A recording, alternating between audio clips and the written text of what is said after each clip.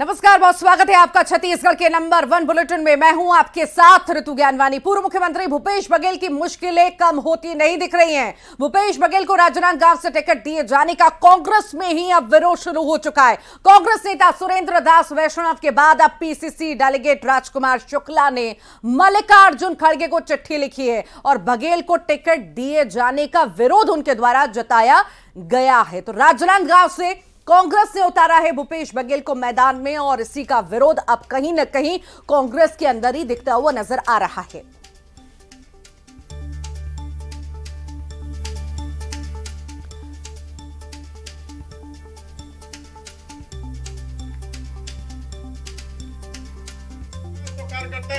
भूपेश बघेल जी के खिलाफ एफआईआर दर्ज हो गया। कई मामले सीबीआई, ईडी के द्वारा भी और महादेव ऐप में भी उनके खिलाफ वातावरण चल रहा है। ये सब को देखते हुए राजनांदगांव सीट वहाँ से किसी स्थानीय प्रत्याशी को टिकट दिया जाए। भूपेश बघेल जी को वहाँ बहुत विरोध हो रहा है और उसके कारण पूरे प्रदेश में वो चुनाव, पूरे लोकसभा में वो इफेक्ट हो रहा है। पार्टी के फोरम में अपनी बात रखी है कि राजनांदगांव से किसी भी स्थानीय प्रत्याशी को राजनांदगांव के लोकसभा का उम्मीदवार बनाया जाए ताकि हम लोकसभा चुनाव डंके की चोट पर। तो वहीं पूरे मामले में एक बार फिर से बीजेपी ने भूपेश बघेल के साथ कांग्रेस पर निशाना साधा है। सुनिए आप भी।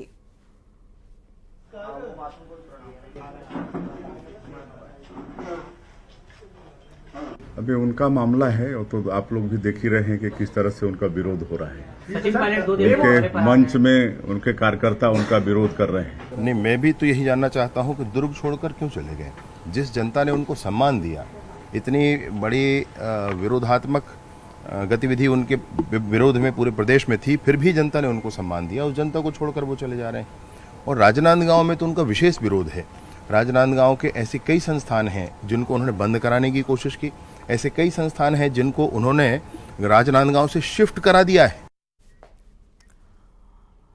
तो वहीं पूरे मामले में भूपेश बघेल ने भी प्रतिक्रिया दी है। साथ ही कांग्रेस प्रदेश अध्यक्ष ने भी। उनको सुनते हैं आखिर उन्होंने क्या कुछ कहा है भूपेश बघेल और दीपक बैज। सुनिए आप दोनों को। अब ये जबरदस्ती का आरोप लगा रहे हैं, मतलब कुछ ऐसे लोग हैं जो कांग्रेस में स्लीपर सेल के रूप में काम कर रहे हैं। तो कांग्रेस को बदनाम करने के लिए इस प्रकार से करने, उसकी नीयत कांग्रेस को मजबूत करने की नहीं है। यदि गड़बड़ी है तो आपको प्रॉपर वहाँ जाके शिकायत करनी थी, वो जांच होती, कमेटी बनती, जांच होती। लेकिन आपका उद्देश्य उसमें गलती पकड़ना नहीं है, आप उसमें आरोप लगा के कांग्रेस पार्टी को बदनाम करने का।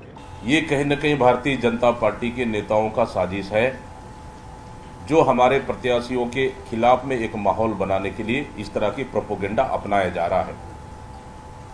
भारतीय जनता पार्टी को पता है कि हम लोगों ने जो टिकट बांटे, जो प्रत्याशी घोषित की, कांग्रेस ने मजबूत प्रत्याशी है। तो वहीं पूरे मामले में भूपेश बघेल ने प्रतिक्रिया दी। साथ ही कांग्रेस प्रदेश अध्यक्ष ने भी उन्होंने भी प्रतिक्रिया दी। उनको हमने सुना। इधर बघेल के विरोध पर प्रदेश प्रभारी सचिन पायलट ने कहा कि हर सीट पर कई दावेदार हैं। पार्टी एक ही व्यक्ति को टिकट देती है। चुनाव में नाराजगी सामने आती है। पार्टी लाइन सेट कर जो भी बयान देगा उसके खिलाफ कार्रवाई होगी। सुनिए सचिन पायलट को। कोई भी पार्टी का अनुशासन तोड़ेगा, ऐसा है कांग्रेस एक अनुशासित पार्टी है।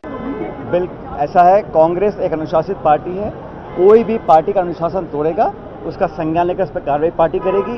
लेकिन प्रदेश की सरकार और केंद्र की सरकार नेताओं की छवि धूमिल करने के लिए चुनाव से पहले नाना प्रकार के आरोप लगाकर उनके चुनाव अभियान में बाधा क्रिएट करना चाहते हैं। जांजगीर चांपा पहुंचे डिप्टी सीएम विजय शर्मा ने शिव डहरिया पर बड़ा हमला बोला। उन्होंने कहा कि शिव डहरिया ने केवल टाइल्स उखाड़ने का काम किया है, मंत्री रहते क्षेत्र में कोई काम नहीं किया। 2009 में हारने के बाद क्षेत्र की तरफ देखा भी नहीं।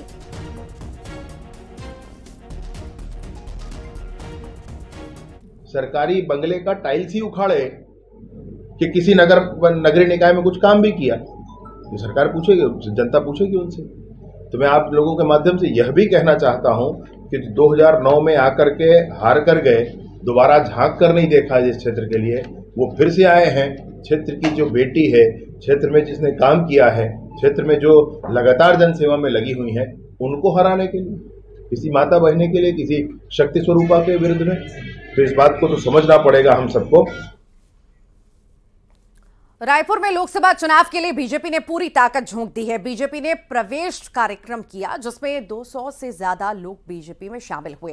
कांग्रेस के राजेंद्र कुमार लुंकड़ 20 साथियों समेत अन्य कार्यकर्ताओं ने बीजेपी ज्वाइन की। इसके अलावा पूर्व विधायक के बेटे मिलेंद्र बहादुर अपने समर्थकों के साथ बीजेपी में शामिल हो गए। इस मौके पर उप मुख्यमंत्री अरुण साव से प्रभारी नितिन नबीन समेत संगठन के लोग मौजूद रहे। के उप मुख्यमंत्री अरुण साव जी भाजपा में प्रवेश किए हैं। आज कई लोगों ने लगातार प्रवेश का कार्यक्रम चल रहा है, किस तरीके से इम्पैक्ट पड़ने वाला है? देखिए, ये बताता है कि जनता का रुझान किधर है। ये बताता है कि आज भारतीय जनता पार्टी की लोकप्रियता कितनी बढ़ी है। ये बताता है कि प्रधानमंत्री नरेंद्र मोदी जी के प्रति लोगों में कितना आकर्षण है। ये बताता है आम लोगों को लगता है कि उनके सपनों को साकार करने का काम नरेंद्र मोदी जी कर रहे हैं और इसलिए भारतीय जनता पार्टी में शामिल होकर नरेंद्र मोदी जी का हाथ मजबूत करने के लिए लोग भारतीय जनता पार्टी। कांग्रेसी लगातार भाजपा प्रवेश कर रहे हैं और कांग्रेस पार्टी में फूट पड़ा हुआ है। क्या भाजपा कांग्रेसियों को भड़का रही है? इस तरीके से आरोप कांग्रेस का सामने आ रहा है। देखिए, आज जो भारतीय जनता पार्टी की ताकत है, भारतीय जनता पार्टी के काम है, हमें न किसी को भड़काने की जरूरत है, न हमें किसी को बहलाने की जरूरत है। लोग स्वस्फूर्त भारतीय जनता पार्टी में आ रहे हैं। राजनांदगांव में भूपेश बघेल का टिकट बदलने की मांग की जा रही है। उनके कार्यकर्ता ही कांग्रेस अध्यक्ष को पत्र लिख रहे हैं।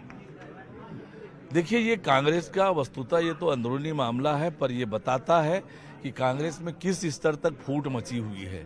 ये बताता है कि भूपेश बघेल के नेतृत्व को कांग्रेस के कार्यकर्ता किस रूप में ले रहे हैं और इसलिए ये बताता है कि जनता का मूड, लोगों का मूड क्या है और ये बताता है कि छत्तीसगढ़ में 11 की 11 लोकसभा सीटें भारतीय जनता पार्टी जीतने वाली है। अभी तक कांग्रेस ने कई सीटों में उम्मीदवार नहीं उतारे। कांग्रेस की टिकट पर कोई चुनाव लड़ने को तैयार नहीं है। कांग्रेस के पास कोई नेता नहीं है जिसे चुनाव के मैदान में उतारें और कांग्रेस डरी हुई है, घबराई हुई है और इसलिए वो प्रत्याशी तय नहीं कर पा रहे हैं। ये थे उप मुख्यमंत्री अरुण साव जी, जिन्होंने कहा कि कांग्रेस प्रत्याशी तय नहीं कर पा रही और लगातार भाजपा में प्रवेश हो रहा है। कैमरामैन इमरान कुरैशी के साथ आकाश शुक्ला, न्यूज़ 18 रायपुर।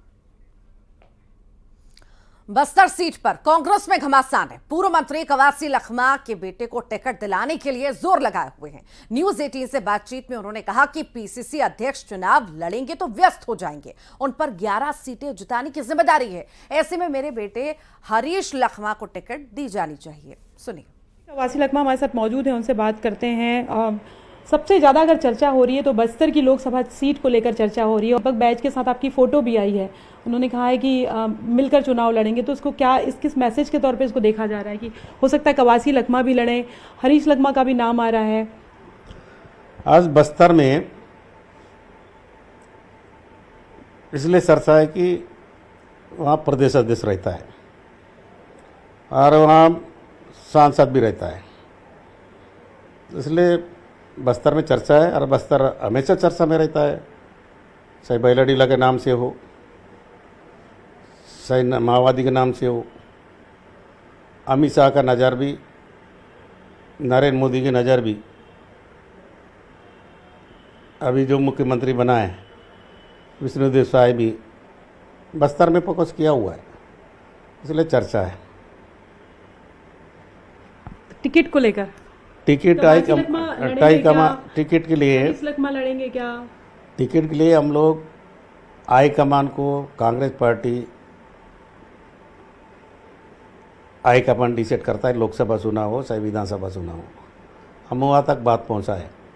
अगर प्रदेश अध्यक्ष को लोकसभा चुनाव 11 सीट जीतवाना है तो अगर कोई इस टाइप का बिजी रह गए तो मेरा बेटा को दो, हम जाके खड़गे साहब को, रेणुगोपाल जी को, अदानी परवारी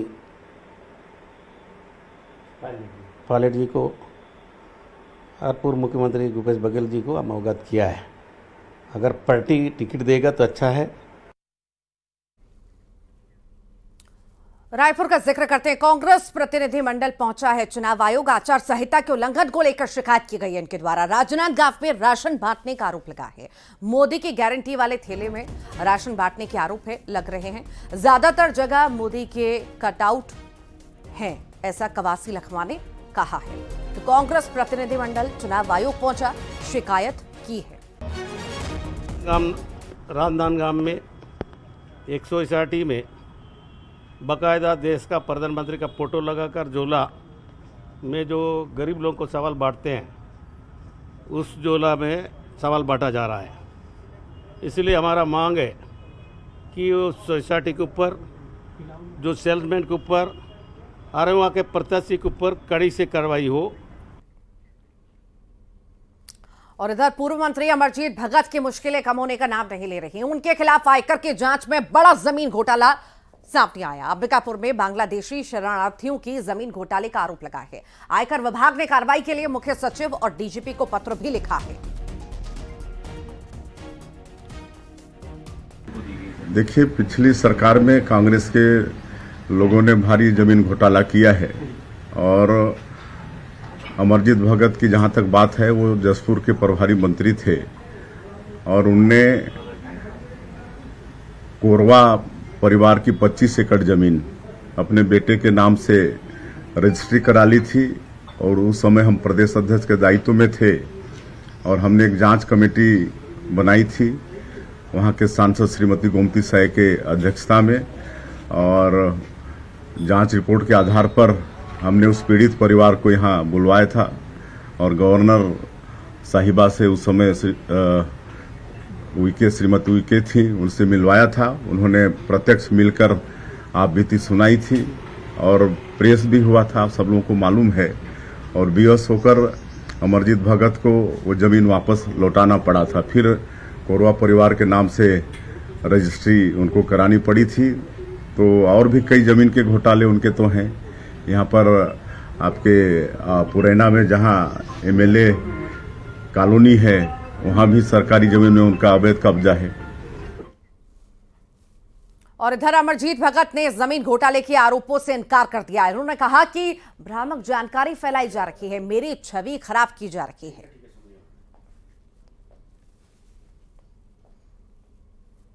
राजनीति किया हूं और किसान पृष्ठभूमि से आता हूं, आदिवासी पृष्ठभूमि से आता हूं। जो भी मेरे खिलाफ आरोप लगा रहे वो मेरी राजनीतिक छवि को खराब करने के लिए एक नाकाम कोशिश है। मैं इनको सिरे से खारिज करता हूं। छत्तीसगढ़ में कई जगहों पर आयकर विभाग ने दबिश दी है। रायपुर राजनांदगांव के जमीन कारोबारियों के ठिकानों पर छापेमारी की गई। अमलीडीह, देवेंद्र नगर, कटोरा तालाब पर रेड पड़ी है। बताया जा रहा है कि आईटी की रेड में 17 अधिकारी शामिल हैं। इन रेड में आईटी के सेंट्रल और भोपाल यूनिट की टीम छापे मार रही है। छत्तीसगढ़ राजधानी के साथ साथ राजनांदगांव में आईटी की अलग अलग टीमें दबिश दे रही है। और आप देख सकते हैं ये नेताजी चौक के एक जो व्यापारी है उसके यहाँ पर अभी आईटी की टीम है वो यहाँ पर पहुँची है और जांच कर रही है। इसके अलावा अमलीडीह और राजेंद्र नगर में भी आईटी की अलग अलग टीमें हैं, वो लगातार जांच कर रही है। और ये कहा जा सकता है कि अभी छत्तीसगढ़ के अलग अलग कई ठिकानों पर आईटी की टीम है वहाँ पर पहुँची हुई है और जांच की जा रही है। तो ये टैक्स चोरी का भी मामला हो सकता है। साथ ही साथ अन्य शिकायतें हैं जो आईटी डिपार्टमेंट को मिली थी। तो ये पूरी जांच है वो यहाँ पर की जा रही है। पुलिस बल भी यहाँ पर अंदर पर लगाया गया है कि किसी तरह की कोई अप्रिय स्थिति ना हो। साथ ही साथ मध्य प्रदेश के जो आईटी डिपार्टमेंट के अधिकारी हैं वो भी यहाँ पर मौजूद हैं। फिलहाल अभी फाइलों को खंगाला जा रहा है। कैमरा पर्सन एम नवीन के साथ युगल तिवारी, न्यूज 18 रायपुर, छत्तीसगढ़।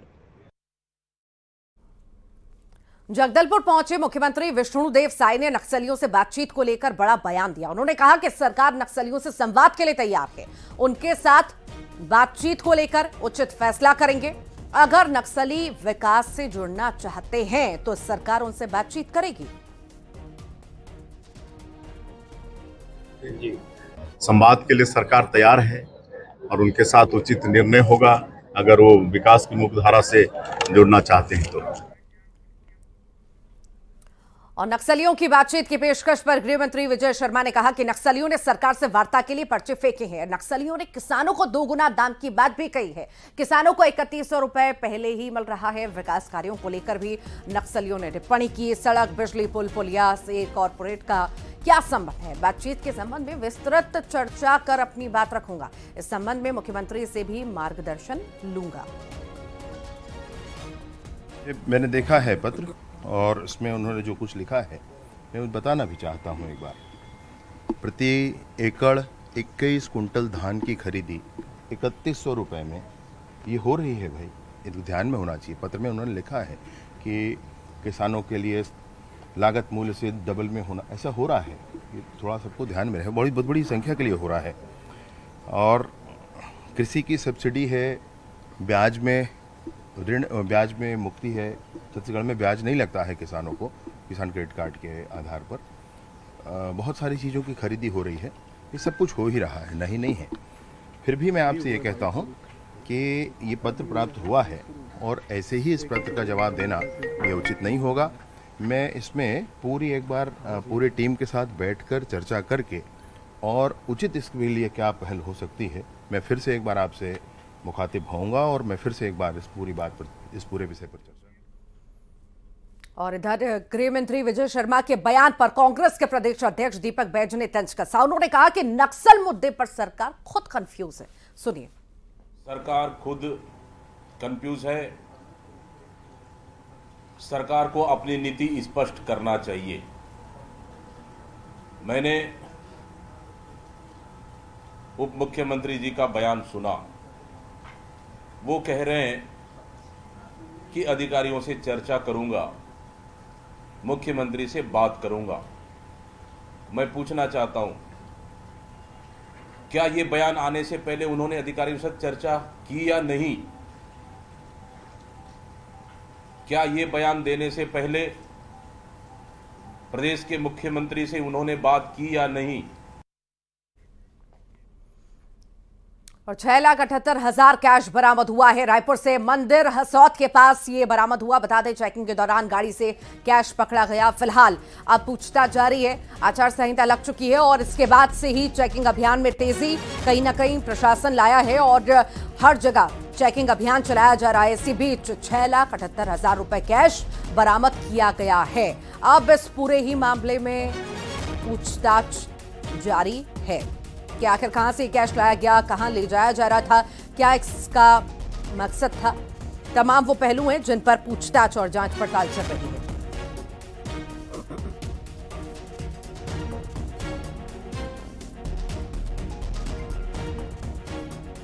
रायपुर में चेन लूट की वारदात को अंजाम देने वाले 3 आरोपियों को पुलिस ने गिरफ्तार किया। इनके पास से लूट का 10 लाख का सामान भी बरामद किया गया। पुलिस के मुताबिक ये आरोपी लूट की मोटरसाइकिल से वारदात को अंजाम दिया करते थे और मॉर्निंग वॉक पर निकली महिलाओं को निशाना बनाते थे।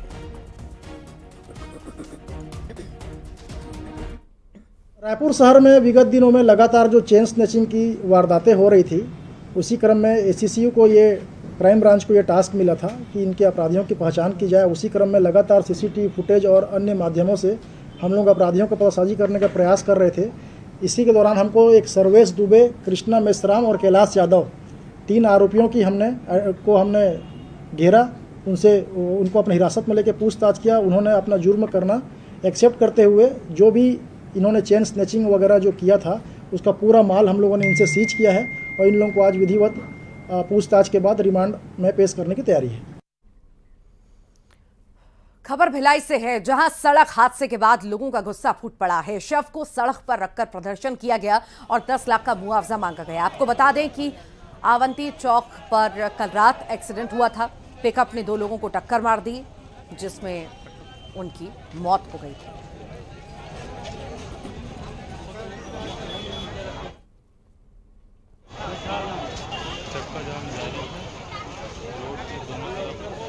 इनकी ये मांग थी कि 4 लाख रुपए मुआवजा राशि दिया था तत्काल में दिया जाए और किसी एक व्यक्ति को शासकीय नौकरी दिया जाए।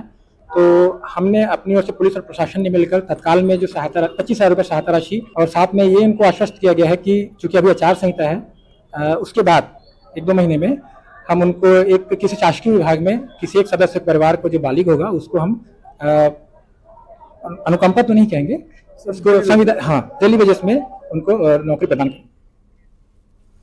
राजधानी रायपुर सहित छत्तीसगढ़ की सड़कों पर सड़क हादसे लगातार बढ़ रहे हैं। पिछले साल 16,000 से ज्यादा लोगों की जान चली गई थी, तो वहीं सड़क हादसों में लोगों की मदद करने वाले लोगों को पुलिस ने न सिर्फ सम्मानित किया बल्कि चौक चौराहों पर पोस्टर भी लगा रखे हैं। वहीं अच्छे मददगार की तस्वीरें देखकर हर कोई तारीफ कर रहा है।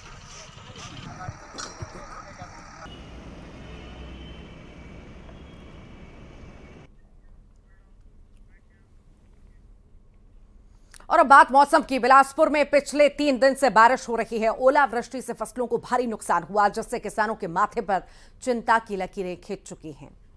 फसलें बर्बाद, किसान परेशान। बिलासपुर की तस्वीरें, जहां बारिश हुई और बारिश की वजह से, बेमौसम बारिश की वजह से फसलों को नुकसान हुआ है और किसान अब परेशान होते हुए नजर आ रहे हैं।